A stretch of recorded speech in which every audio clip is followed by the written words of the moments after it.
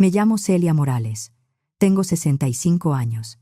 Desde que mi propio hijo me empujó a un barranco, ya no puedo escuchar la palabra familia sin sentir el golpe. Fue en la Sierra de Arteaga, hace casi 2 años.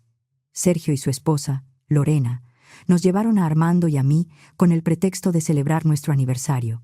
Querían tomarnos una foto cerca de una saliente. Lorena levantó la cámara y dijo: «Sonrían. Esta sí va a ser la última». Después, Sergio nos empujó. No caímos directo.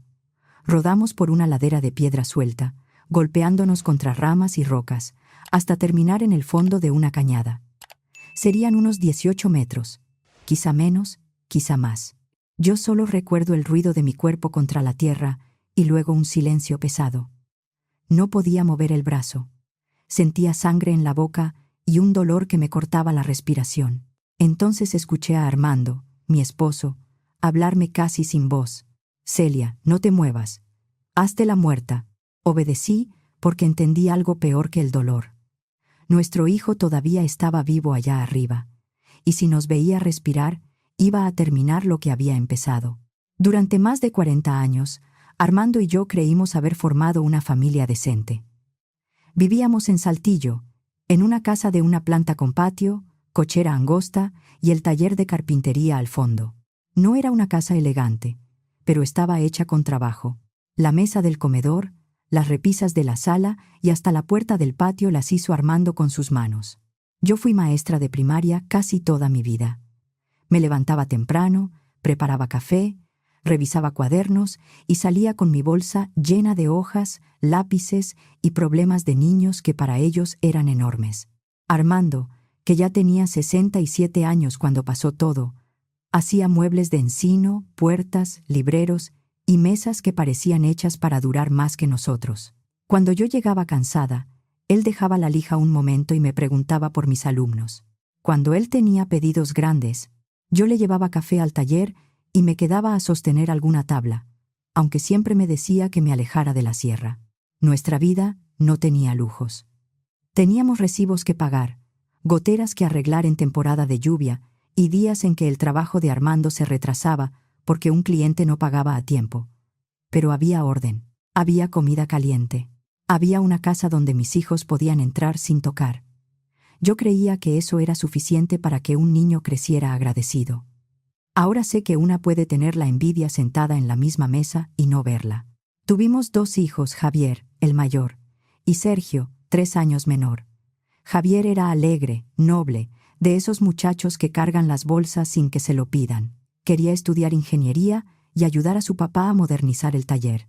Decía que un día iba a comprarle maquinaria nueva a Armando, para que dejara de trabajar tan pesado. Sergio era más callado. De niño podía quedarse sentado en el patio mirando cómo su hermano hacía reír a todos. Yo pensé que era timidez. Le di más paciencia, más tiempo, más cariño.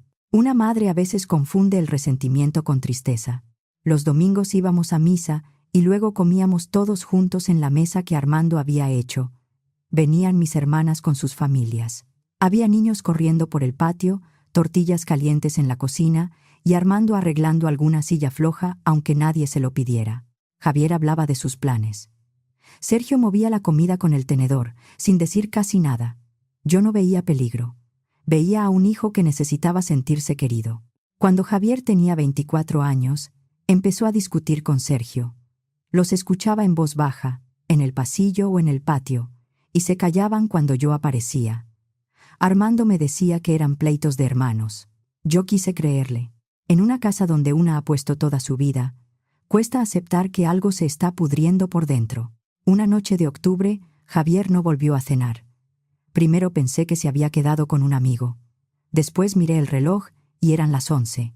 Luego medianoche, luego la 1. Sergio estaba en su cuarto, supuestamente estudiando. Cuando le pregunté por su hermano, no se veía preocupado. Se veía quieto, como si ya supiera algo. Armando salió a buscarlo con unos vecinos.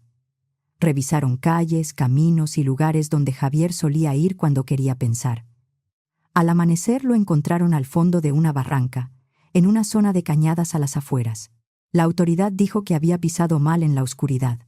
Un accidente. Yo estaba tan rota que no hice preguntas. En el funeral, Sergio permaneció sereno. Yo pensé que estaba bloqueado por el golpe. Hoy recuerdo su cara y me da frío. Armando no se separó de mí. Me sostuvo cuando las piernas me fallaron. Me dijo que Javier siempre viviría con nosotros. Ahora sé que cada palabra le pesaba. Después de esa muerte, Sergio cambió.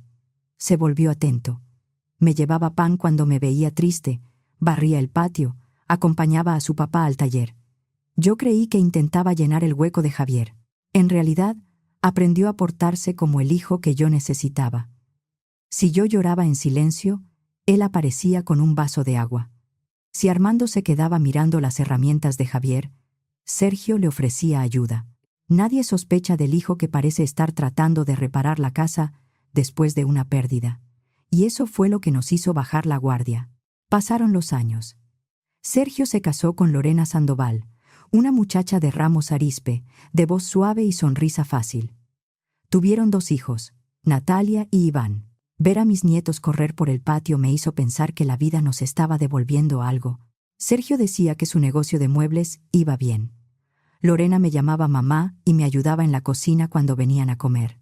En los cumpleaños llevaba pastel, tomaba fotos, acomodaba a los niños para que abrazaran a Armando. Todo parecía normal.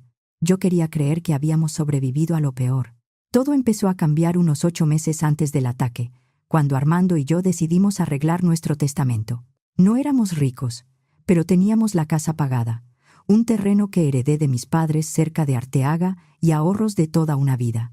Entre la casa, el terreno y lo juntado, nuestro patrimonio rondaba los 4 millones de pesos. No era dinero para vivir como ricos, pero sí era todo lo que habíamos construido. Queríamos dejarlo claro para que Natalia y Iván no tuvieran problemas cuando nosotros faltáramos. Sergio insistió en acompañarnos con el notario. «Mamá, papá, tienen que dejar todo en orden», nos dijo un domingo. «No esperen a que pase algo». El licenciado Alberto Torres nos explicó que podíamos dejar porcentajes directos a los nietos y nombrar un albacea. Sergio propuso quedar él como administrador de todo. «Nosotros nos encargaríamos de repartir bien lo que les toque a los niños», dijo. «Ustedes ya no deberían preocuparse por trámites». Lorena me tomó la mano. «Solo queremos que estén tranquilos». Yo quise creer que era cariño, era cálculo. Firmamos un martes por la tarde. No dejamos todo como Sergio quería, pero sí lo nombramos albacea. Al salir, Lorena me abrazó. «Ahora sí estamos unidos para siempre», me susurró.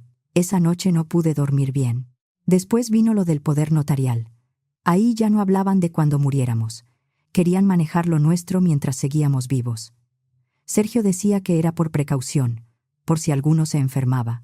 Lorena hablaba de vender la casa, comprar algo más pequeño, revisar seguros, mover los ahorros a una cuenta más práctica. Cada visita traía una sugerencia nueva. Nunca preguntaban si estábamos cansados o si necesitábamos algo de verdad. Preguntaban cuánto pagábamos de predial, cuánto costaba arreglar el techo, dónde guardábamos los documentos. Una tarde noté que faltaba una copia de mi credencial del Instituto Nacional Electoral del cajón. Sergio dijo que la había tomado por error para sacar unas copias. Quise creerle, pero esa explicación me dejó inquieta. «Mamá, esta casa ya es demasiado para ustedes», me dijo Lorena otro día, mirando los muebles como si ya les pusiera precio. «Con el patio y el taller se van a cansar. Esta casa es nuestra vida», le respondí. Sergio apretó la mandíbula. «Está siendo necia. Si se caen o les pasa algo, ¿qué hacemos?». Esa frase no sonó a preocupación, sonó a presión. Llamé a mi hermana Hortensia. Ella siempre leyó mejor a la gente. «Celia», me dijo, «si su negocio va tan bien, ¿por qué quiere meterse en sus cuentas?». Esa pregunta se me quedó clavada. Cuando Sergio volvió, lo enfrenté en la sala. «Hijo, ¿por qué tanta prisa por tener acceso a nuestro dinero? Tu papá y yo todavía estamos bien». Su rostro cambió apenas, pero lo vi. «Mamá, no se trata de dinero, se trata de cuidarlos». Lorena intervino con su voz dulce. «Nos duele verlos preocupados por cosas que nosotros podríamos resolver». Esa noche discutí con Armando.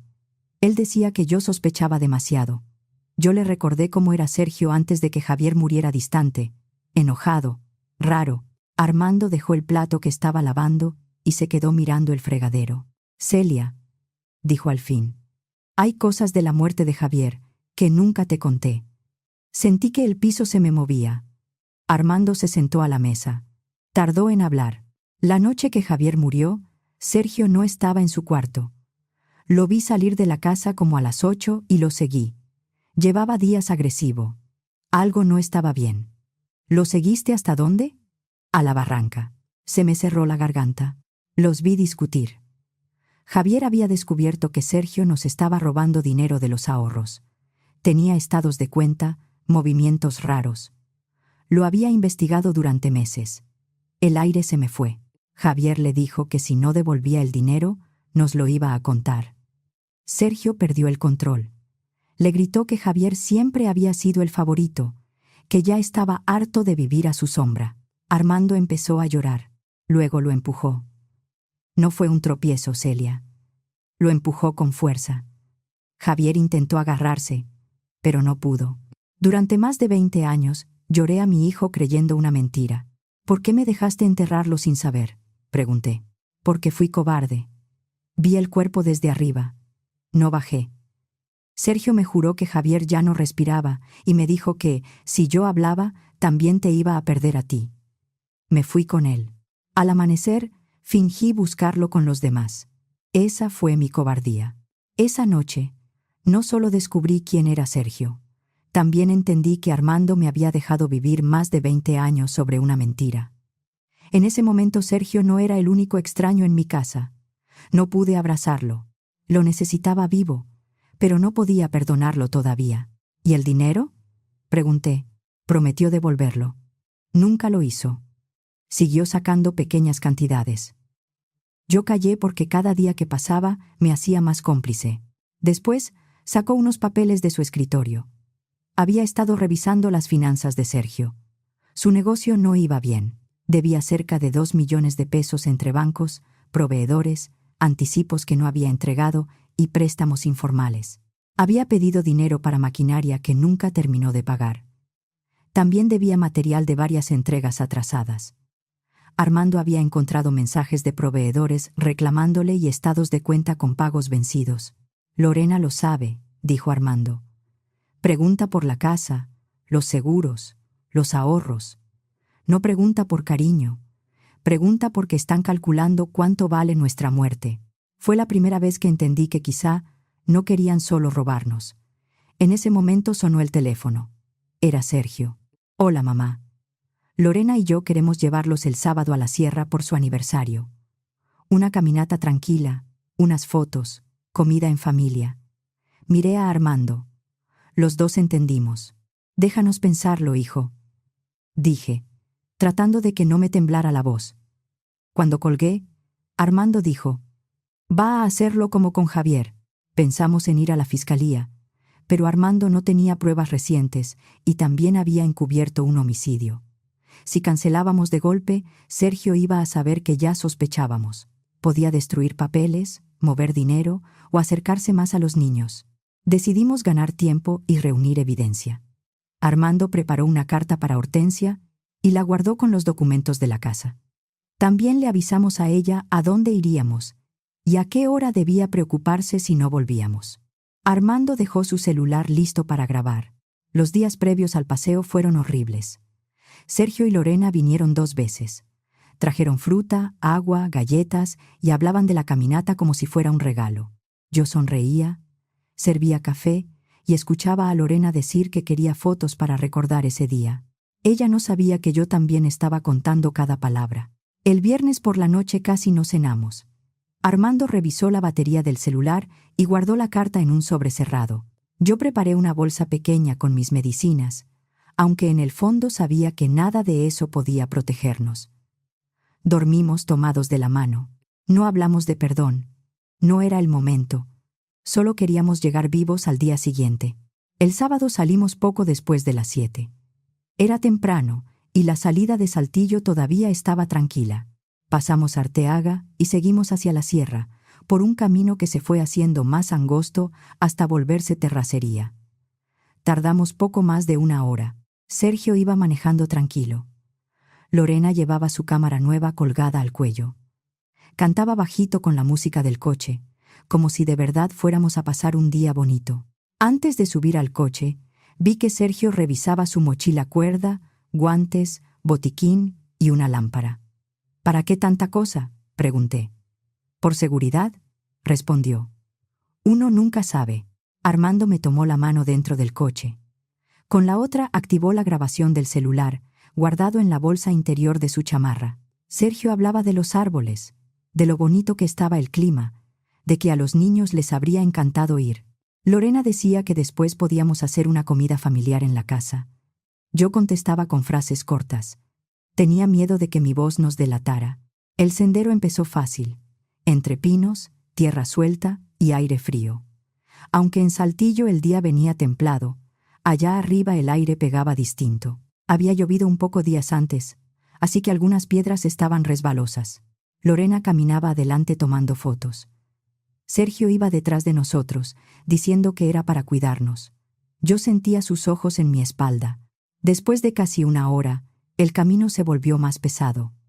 Armando respiraba con dificultad. Mis piernas empezaron a temblar. Ellos sabían que no estábamos acostumbrados a caminar por piedra. «Ya casi llegamos a una parte bonita», dijo Lorena. Yo recordaba el mapa. El mirador principal quedaba más lejos. Entonces, entendí que nos llevarían a otro punto. Lorena señaló una saliente de roca a la derecha. Desde ahí debe verse precioso. Subamos para unas fotos. No era un mirador oficial. Era un desvío estrecho, con piedras flojas y poca vegetación para sujetarse. Del otro lado se abría una cañada. «No sé si sea buena idea», dije. «Se ve peligroso». Sergio sonrió. «Vamos, mamá. Son unos minutos». Subimos despacio. Más de una vez resbalé. Sergio me tomó del brazo, fingiendo ayudarme. Arriba, la vista era amplia, limpia. En otro momento me habría parecido hermosa. «Pónganse aquí», dijo Lorena, acercándose demasiado al borde. «Quiero que salga el valle detrás». Armando y yo avanzamos. Sergio se colocó a nuestra espalda. «Perfecto, abrácense». Nos abrazamos. Sentí la mano de Armando temblar contra mi espalda. La cámara sonó varias veces. «Una más», dijo Sergio. «Háganse tantito para atrás». El suelo terminaba justo detrás de nosotros. Lorena bajó un poco la cámara y su sonrisa cambió. «Sonrían. Esta sí va a ser la última». Sergio se lanzó contra nosotros. Armando alcanzó a sujetarle la muñeca y lo jaló. «Si caemos, caes con nosotros». Lorena gritó y trató de agarrar a Sergio, pero el peso de los cuatro nos venció. No fue una caída limpia. Rodamos por la ladera, golpeándonos contra ramas, piedras y tierra suelta. Luego el fondo llegó de golpe. El dolor me apagó por unos segundos. Cuando volví a escuchar, tenía sangre en la boca y el brazo doblado de una forma que no debía. «Celia», susurró Armando. «No te muevas. Hazte la muerta». Me quedé inmóvil. A unos metros, Sergio gemía. «Lorena, ¿estás bien? Creo que me rompí la pierna», dijo ella. «¿Y los viejos?» «Los viejos». Así nos llamó. Sergio se arrastró hacia nosotros. Sentí su sombra cerca. Contuve la respiración. «Están muertos», dijo. «No se mueven». Lorena soltó aire, casi aliviada. «Ya estuvo. Ya no se mueven». Luego se rió con amargura. «Bueno, excepto por la parte en que nosotros también caímos. Pero al menos ya no vamos a tener que fingir que los queremos». Esa frase me dolió más que la caída. Sergio le respondió con enojo. «Cállate y acuérdate bien». Estábamos tomando fotos. Papá pisó una piedra floja, jaló a mamá y nosotros caímos al intentar ayudarlos. «Ya sé», dijo ella. «Somos los que intentaron ayudar. No se me va a olvidar». Se arrastraron hasta alejarse, buscando señal. Cuando dejaron de escucharse, Armando habló apenas. El celular grabó todo. «¿Tiene señal?» «No. Pero sigue grabando». El teléfono estaba golpeado, con la pantalla estrellada, pero seguía encendido dentro de la chamarra.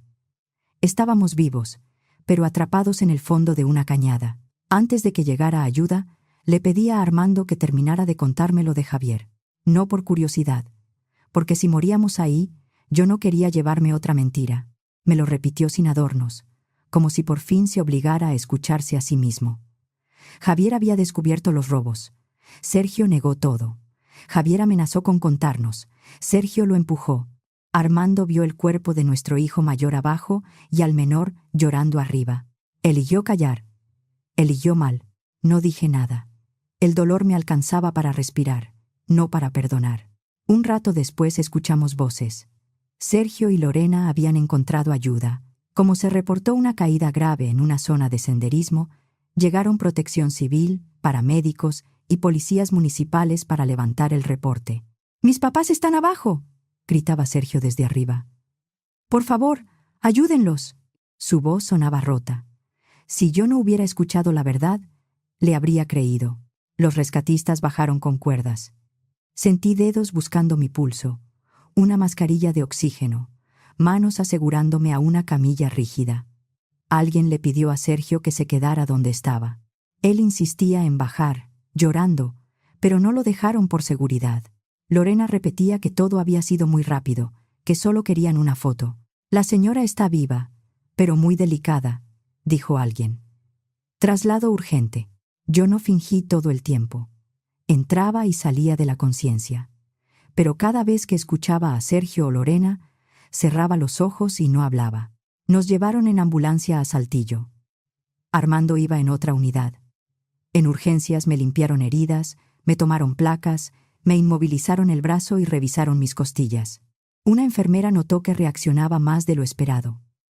«Puede oírnos», dijo. El médico respondió: «Está semiconsciente. Vigílenla». Horas después me pasaron a una habitación.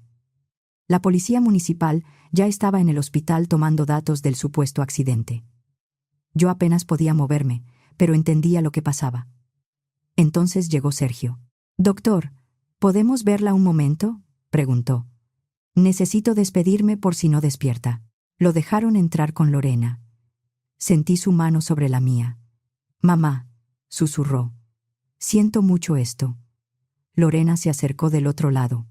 «Celia, nunca vamos a olvidarte». «Mentira». Sergio inclinó la cabeza hacia mi oído. Su voz bajó, pero la habitación estaba tan quieta que Inés, la enfermera que revisaba el monitor, levantó la vista. «Tú y Javier tenían la misma costumbre de hacer preguntas. Y mira cómo acabó él. Se me heló la sangre». Lorena también lo oyó. «¿Qué dijiste de Javier?», preguntó, nerviosa. «Nada», murmuró Sergio. «Vámonos». Cuando salieron, Inés se acercó. «Señora, si puede escucharme, mueva un dedo». Moví apenas el índice. Ella tragó saliva. «Si esas personas le hicieron daño, muévalo 3 veces». Lo hice. Inés no gritó. No hizo preguntas de más. Salió y volvió con el médico responsable y un agente que ya estaba en el hospital por el reporte. Después, llamaron a la policía de investigación. «Señora Celia», dijo el agente Ramírez, acercándose a mi cama. «Soy de investigación. Nadie va a entrar sin autorización. Dígame solo lo que pueda». Abrí los ojos con esfuerzo. Mi hijo y su esposa nos empujaron. Lo demás salió en pedazos, Javier. Los robos, el testamento, el poder notarial, la caminata, la frase de Lorena, la caída. Luego pedí que buscaran a Armando. Él ya había despertado, grave pero consciente. Entregó el celular. «Ahí está», dijo. «Lo de hoy y lo que debí decir hace más de 20 años». La grabación lo cambió todo.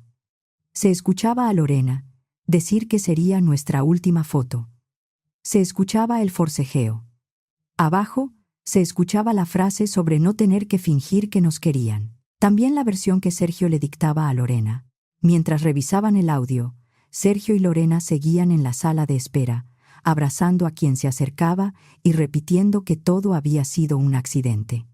No sabían que arriba ya habíamos hablado. El agente Ramírez volvió con la cara seria. «Con esto el Ministerio Público puede actuar por lo que pasó hoy. Y hay más. Su hijo debe cerca de 2 millones de pesos. Bancos, proveedores, préstamos informales. Ustedes eran su salida». El agente no prometió nada que no pudiera cumplir. Nos dijo que la carpeta apenas empezaba y que habría que sostener cada palabra con pruebas. Aún así, por primera vez desde la noche de Javier, sentí que alguien fuera de nuestra familia estaba mirando el fondo del problema, no solo la superficie del accidente. También encontraron indicios de falsificación. Sergio había usado copias de nuestras identificaciones para intentar mover cuentas y documentos. Después supimos que, sumando retiros, transferencias y pagos que no reconocíamos, en 5 años había tomado cerca de 900,000 pesos. ¿Y mis nietos?, pregunté. Entrará la Procuraduría para Niños, Niñas y la Familia, junto con el Sistema para el Desarrollo Integral de la Familia, me explicó. Quedarán bajo resguardo mientras se define quién puede cuidarlos. Desde mi habitación, escuché parte del operativo por radio. Sergio Morales. Lorena Sandoval. Quedan detenidos por su probable participación en la tentativa de homicidio de Celia y Armando Morales. Lorena gritó primero. Nosotros somos las víctimas. Mis suegros se cayeron en un accidente. Están vivos, respondió una agente. Y ya declararon. Después oí a Sergio. No, eso es imposible. Nosotros los vimos muertos. Lorena cambió de tono de inmediato. Fue idea de él. Yo no quería. Sergio le contestó. Tú escogiste el barranco. Tú dijiste que ahí nadie iba a vernos. No tuvieron que presionarlos mucho. Apenas supieron que estábamos vivos, empezaron a culparse. Los días siguientes fueron de hospital, declaraciones y dolor. Hortensia llegó llorando. Me abrazó con cuidado y me dijo que ella siempre había sentido algo raro en Sergio. No me lo dijo para culparme, me lo dijo para que yo dejara de culparme sola. Natalia y Iván quedaron primero bajo resguardo temporal. Cuando pregunté por ellos, me dijeron que estaban confundidos, que preguntaban por sus papás y por nosotros. Ese dolor era distinto. Ellos no habían hecho nada, y aún así iban a pagar una parte. El licenciado Alberto nos ayudó a corregir el testamento y a proteger lo que quedaba. La fiscalía abrió una carpeta por el ataque en la sierra y otra por la muerte de Javier. Lo de Javier no se resolvió esa noche. Tardó más, como tardan las cosas que una familia enterró mal. Hubo peritajes, revisión de cuentas, audios, documentos falsificados y declaraciones. En la casa de Sergio encontraron más grabaciones. Llevaba semanas registrando conversaciones porque sabía que empezábamos a sospechar. En una, se escuchaba a Lorena decir que tenían que actuar antes de que fuéramos con la autoridad. También aparecieron mensajes donde hablaban de vender la casa en cuanto todo se resolviera. 3 semanas después volvimos a casa. Armando usaba muletas. Yo llevaba el brazo en cabestrillo. Todo seguía casi igual: un vaso en el fregadero, una servilleta en la mesa, las flores que Sergio me había llevado ya secas en el florero. Me quedé mirando la pared donde de niños medíamos la estatura de Javier y Sergio con marcas de lápiz. Ahí seguían sus nombres, uno debajo del otro. La casa estaba igual, pero nosotros no. Esa noche, en nuestra cama, le dije a Armando: no sé cuándo voy a poder perdonarte. Él cerró los ojos. Lo sé. No me pidió que lo hiciera rápido. Eso fue lo único que podía darme en ese momento. El proceso penal duró más de 1 año. Primero respondieron por lo que nos hicieron en Arteaga. Después, con las declaraciones, los audios, los movimientos de dinero y lo que Armando por fin aceptó decir, también se les imputó lo de Javier. Cuando declaré, vi a Sergio sentado con su abogado. Busqué en su cara al niño que cargué, al muchacho callado del patio, al hijo que yo había intentado querer mejor. No lo encontré. Conté todo el dinero, la presión, la sierra, la cámara, el empujón, la caída, la voz de Armando pidiéndome que me hiciera la muerta. También conté lo que Armando había callado sobre Javier. Escuchar mi propia voz contando aquello en una sala de audiencias fue como volver a caer, pero esta vez no estaba sola. Armando declaró también. Por fin dijo lo que había callado más de 20 años. Cuando terminé, miré a Sergio. Yo no sé quién eres, le dije. Mi hijo murió la noche en que mataste a Javier. Lo que quedó después fue alguien a quien yo seguí amando porque no sabía la verdad. No grité, no hacía falta. Lorena intentó decir que Sergio la manipuló.